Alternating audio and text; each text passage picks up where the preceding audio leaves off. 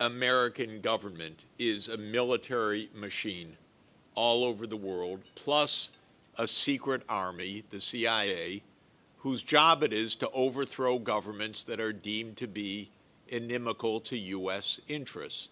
And the CIA has engaged in probably about 100 regime change operations around the world since 1947. I've seen some of them with my own eyes.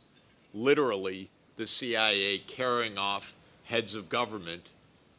One was Aristide, who I advised from Haiti, and they took him away in an unmarked plane and flew him to Central African Republic in broad daylight.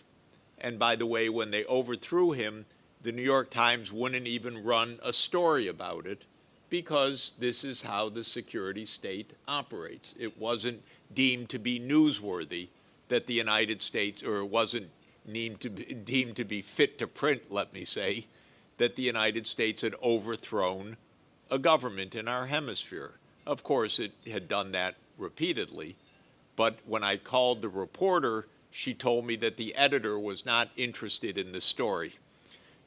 Okay, my point is that the government, you can't run a democracy and a security state the same way. Eisenhower told us that on January 17th, 1961, when he said, "Beware the military-industrial complex." Believe me, since then, it has only grown to gargantuan proportions. If you look at this leak 3 days ago of the attack on the Houthis, okay, there are several notable things about it. First, they behaved like 14-year-olds, up to and including the emojis. Okay, these are children. Second, as they noted, this has nothing to do with the Houthis. This is to send a message. Third, they applauded when they destroyed a building that supposedly included some target, but it killed 50 civilians. And it was all muscles and American flags. Fourth, this was decided in a completely haphazard way by the White House. Congress had no role. There was no discussion of it. Fifth, the only thing that the politicians find odd about this whole episode, not the bombing of a country in which we are not at war, not the killing of civilians, not the fact that this was I can't use the right words because they're not proper for polite company, but not the way to do this. They can't figure out that something's wrong. All they care about is that it breached secrecy. You know what? That's the least interesting part of this. The fact that you have secrecy that enables random killings of this sort on a routine basis is what's wrong.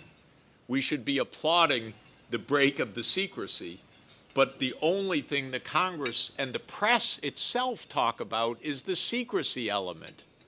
They don't talk about how wrong it is to be bombing people. They don't talk about the fact that the reason for the war in Yemen is that there's no solution to the Palestine issue. No substance, just a war machine. So these, to my mind, are the two fundamental failures of the United States. We don't have a functioning political system. It doesn't address real needs. It enables one person to decide we're not part of the Paris Climate Agreement. It enables one person to break apart the international trading system. This is extraordinary. If you think about it, tariffs, by the way, under the U.S. Constitution, are the responsibility of Congress, because tax authority, going back hundreds of years in British constitutional rule, are in the domain of the Parliament or the House of Commons. That's where Parliament came from, which was to limit the tax authority.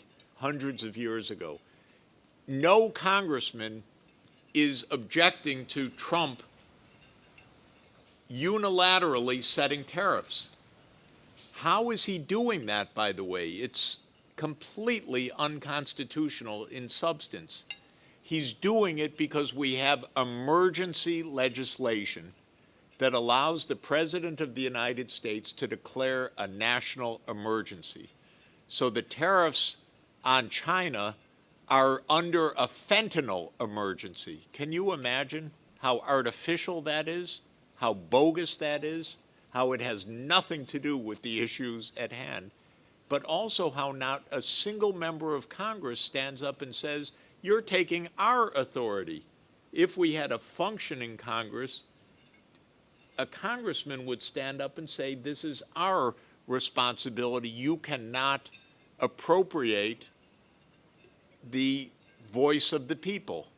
This is what revolutions are supposed to be about, that the King of England could not set taxes on the colonies. That's how we started. Now we have a mad king who sets taxes day by day, and Congress has no interest in even intervening in that subject. So this is the essential problem. The country works fine on areas where you don't need a government, but it fails on every area where you do. Our infrastructure fails, the inequalities, the environment, the environmental protection, all of it is failing badly because we don't have a functioning government in the United States.